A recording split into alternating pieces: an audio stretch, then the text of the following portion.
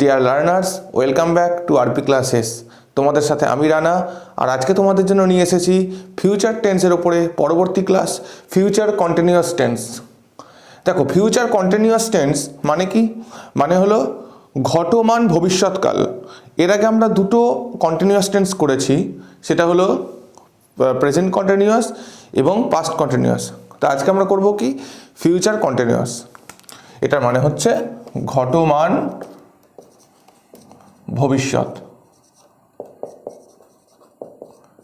ঠিক আছে, দেখো, ভবিষ্যৎকালে কোনো কাজ করতে থাকবে বা চলতে থাকবে, ঘটতে থাকবে, এরকম বোঝালে এই টেন্সটা হয়।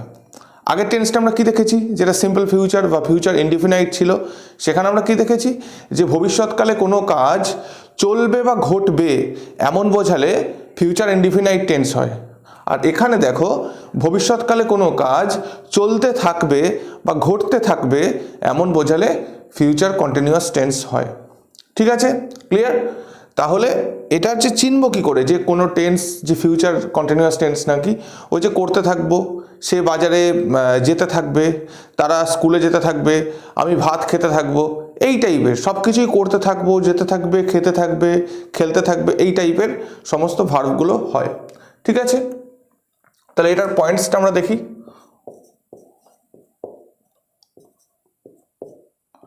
পয়েন্টস কিসের ক্ষেত্রে? অ্যাফার্মেটিভের ক্ষেত্রে। অ্যাফার্মেটিভ মানে হলো হ্যাঁ বোধক। ঠিক আছে, দেখো, প্রথমে যথারীতি সাবজেক্ট প্লাস শ্যাল বি বা উইল বি। ঠিক আছে, এখানে খেয়াল করবে, আমরা আগের যখন সিম্পল ফিউচার করেছিলাম সেখানে শুধু শ্যাল উইল ছিল, এখানে দেখো শ্যাল বি বা উইল বি। ঠিক আছে, প্লাস V1 প্লাস আইএনজি।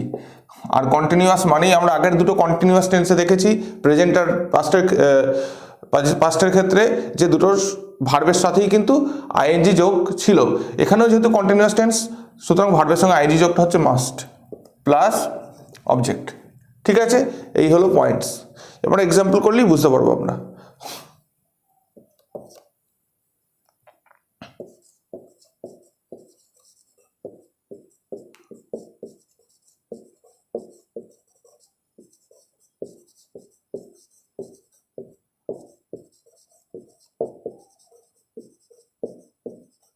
তোমরা বিকেলে বাজারে যেতে থাকবে। ঠিক আছে, এখানে দেখো সাবজেক্ট কে আছে? তোমরা, অর্থাৎ ইউ। তারপরে কি? শ্যাল বি বা উইল বি। এবার ইউ এর সাথে কি হয়? ইউ এর সাথে হয় উইল বি। আমি আগের দিন বলে দিয়েছিলাম যে শুধুমাত্র আই আর উই এর সাথে শ্যাল হয়, আর বাকি সব উইল হয়। ঠিক আছে, তাহলে ইউ এর সাথে কি হবে? You will be. তারপরে দেখো কি আছে? ভার্ব। তাহলে যেতে থাকবে, অর্থাৎ যাওয়া ভার্ব গো, এর সাথে আইএনজি যুক্ত করে দাও, আইএনজি যুক্ত আছে। তাহলে going, you will be going কোথায়? বাজারে, অর্থাৎ টু মার্কেট। তারপরে বিকেলে, তাহলে কি হবে? In the afternoon. ঠিক আছে, ক্লিয়ার? আরেকটা এক্সাম্পল করি।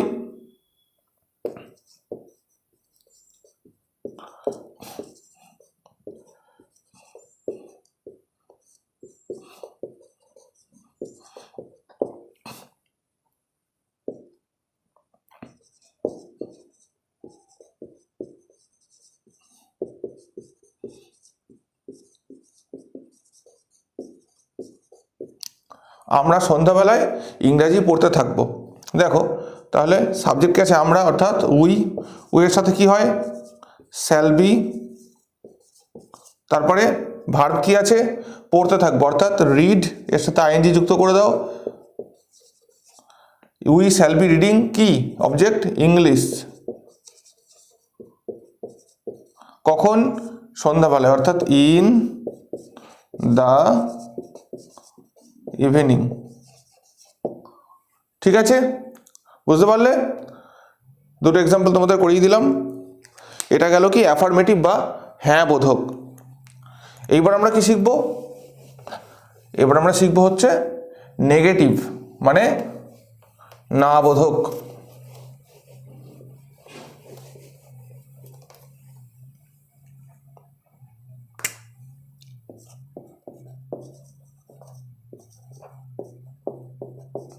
নেগেটিভ বা না বোধক, ঠিক আছে। দেখো এটার পয়েন্টসটা কি হয়, সাবজেক্ট প্লাস ওই যে নটটা না, যেহেতু না বোধক নট বসবে, এটা শ্যাল উইলের পরে নট বসবে, বি এর পরে নটটা কিন্তু বসবে না, শ্যাল উইলের পরে বসবে। তাহলে subject plus shall oblique will plus not, তারপরে হচ্ছে বি, ঠিক আছে। প্লাস যেরকম ছিল আগেরটাতে V1 প্লাস ING প্লাস ও। দেখে মনে হচ্ছে অনেকটা বড়, বাট এটা কিন্তু কঠিন না। আগেরটা যদি মাথায় রাখো, এটা কিছুই না, শুধু স্যালারির সাথে নটটা বসে যাবে, ঠিক আছে, বিটা পরে বসবে। দেখো এক্সাম্পল করাই।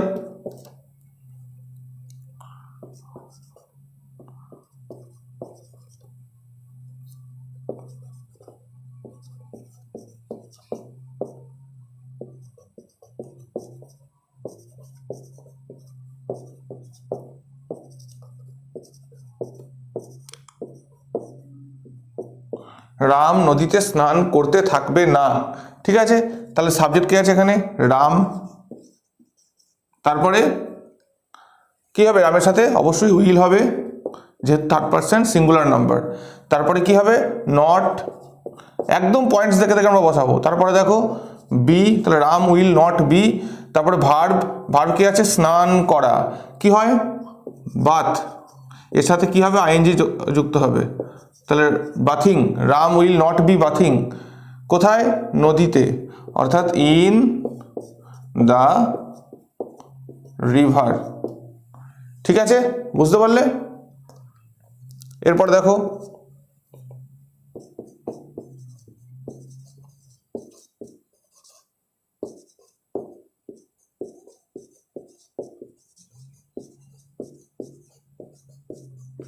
শিশুটি কাঁদতে থাকবে না, এইটা আছে। এখানে সাবজেক্ট কে আছে, শিশুটি, অর্থাৎ দ্য বেবি।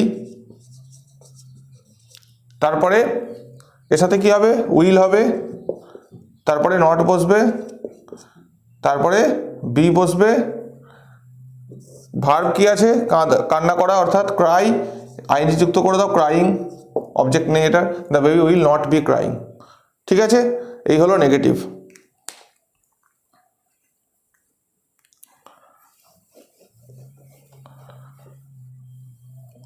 এরপরে আমরা যেটা করব সেটা হচ্ছে ইন্টারোগেটিভ, অর্থাৎ প্রশ্নবোধক।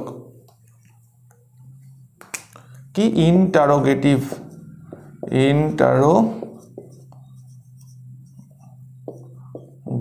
বা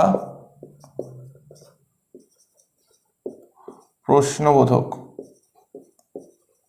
আমরা জানি যে প্রশ্নবোধক কয় রকমের হয়, দু রকমের হয়, একটা হচ্ছে ইয়েস নো কোয়েশ্চেন, আর একটা হচ্ছে WH কোয়েশ্চেন, ঠিক আছে।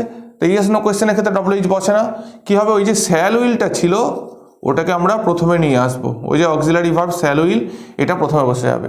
তাহলে যদি প্রথমে নিয়ে আসি তাহলে কি পড়ে থাকবে, প্রথমে শ্যাল উইল বসে গেল, তারপরে সাবজেক্ট, তারপরে বিটা দেখো পড়ে থাকে, বিটাকে আমরা নিয়ে আসবো না, কিন্তু শুধু শ্যাল উইলটাকে নিয়ে আসবো। তাহলে plus B plus V1 plus ING plus O, ঠিক আছে। আর যদি WH এর ক্ষেত্রে করি, WH কোশ্চেনের ক্ষেত্রে, সেক্ষেত্রে কি হবে, প্রথমে WH ওয়ার্ড বসবে প্লাস, তারপরে দেখো বাকি এটা যা আছে সেটাই বসে যাবে, ঠিক আছে। তারপরে শ্যাল বা উইল প্লাস যা আছে বসিয়ে দাও, plus B plus V1 plus ING plus O, আর প্রত্যেকটা লাস্ট একটা করে এই জিজ্ঞাসা চিহ্ন হবে, ঠিক আছে। দেখো এক্সাম্পল করি আমরা।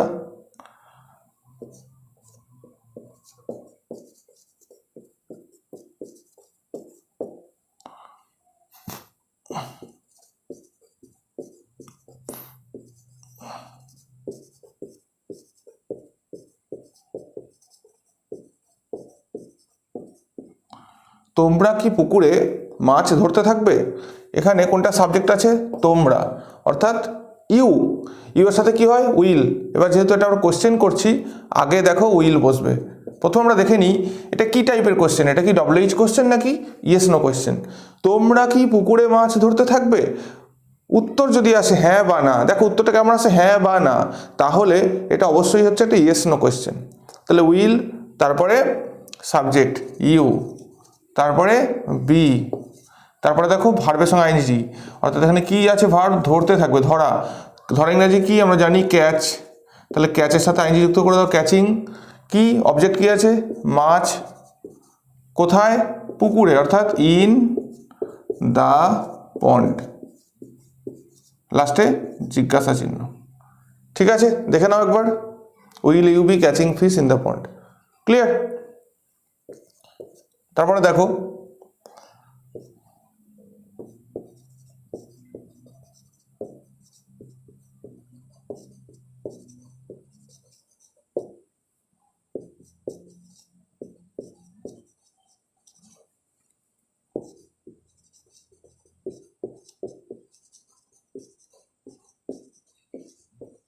ছেলেগুলো কখন ক্রিকেট খেলতে থাকবে।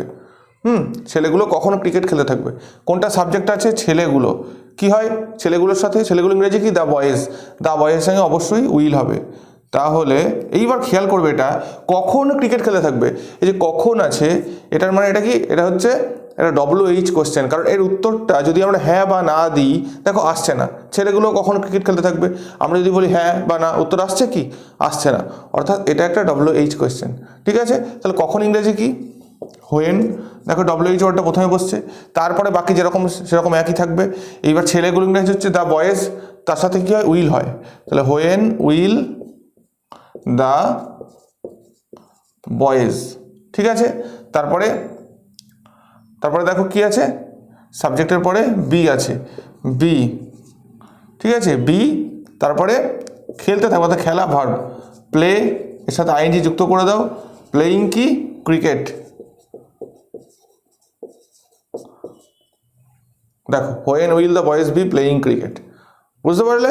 পয়েন্টস খুব ভালো করে মাথায় রাখতে হবে, তাহলে আমরা যে কোনো ট্রান্সলেশন করে ফেলতে পারবো। আর একটা করাই তোমাদের, দেখো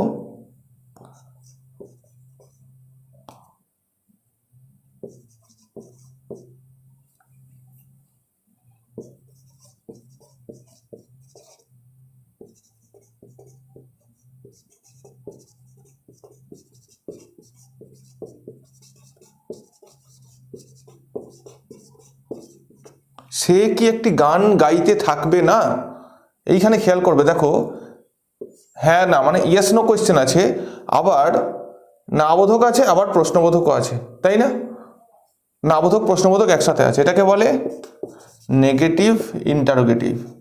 ঠিক আছে, এটা নেগেটিভ ইন্টারোগেটিভ, কিছুই না, ইজি একদম। তা সে কি একটি গান গাইতে থাকবে না, এখানে সাবজেক্ট কে আছে, সে, অর্থাৎ হি বা সি, যা খুশি বলতে পারো। তাহলে যদি আমরা হি ধরি, এবার হি এর সাথে কি হয়, উইল হয়, উইল। এবার আমি তোমাদেরকে আগের ভিডিওগুলো যদি তোমরা দেখে থাকো, আমি আগেও বলেছি যে নাউনের আগে নট হয় আর প্রোনাউনের পরে নট হয়। ঠিক আছে, তাহলে উইলের পরে যদি আমরা সাবজেক্ট বসাই হি, তার আগে নট হবে না পরে নট হবে, হি কি একটা প্রোনাউন, এটা একটা প্রোনাউন, অর্থাৎ এর পরে নট হবে। তাহলে will he not, will he not, তারপরে বি যেরকম থাকে একইভাবে হবে, তারপরে গান গাওয়া, গাওয়া ইংরেজি কি, সিং, আইএনজি যুক্ত করে দাও, সিঙ্গিং, তারপরে song, will he not be singing, একটি গান ছিল তো এ বসিয়ে দাও, এ সং, লাস্টে জিজ্ঞাসা চিহ্ন। বুঝতে পারলে, তো এই হলো আমাদের ফিউচার কন্টিনিউয়াস টেন্স। আশা করি এই ভিডিওটার মাধ্যমে তোমাদের ফিউচার কন্টিনিউয়াস টেন্সের যে কনসেপ্ট, এটা অনেক ক্লিয়ার হয়ে গেছে। আর আজকের ভিডিওটা তোমাদের যদি ভালো লেগে থাকে, ভিডিওটা অবশ্যই লাইক করে দেবে, শেয়ার করে দেবে, আর চ্যানেলটা সাবস্ক্রাইব করতে একদম ভুলবে না।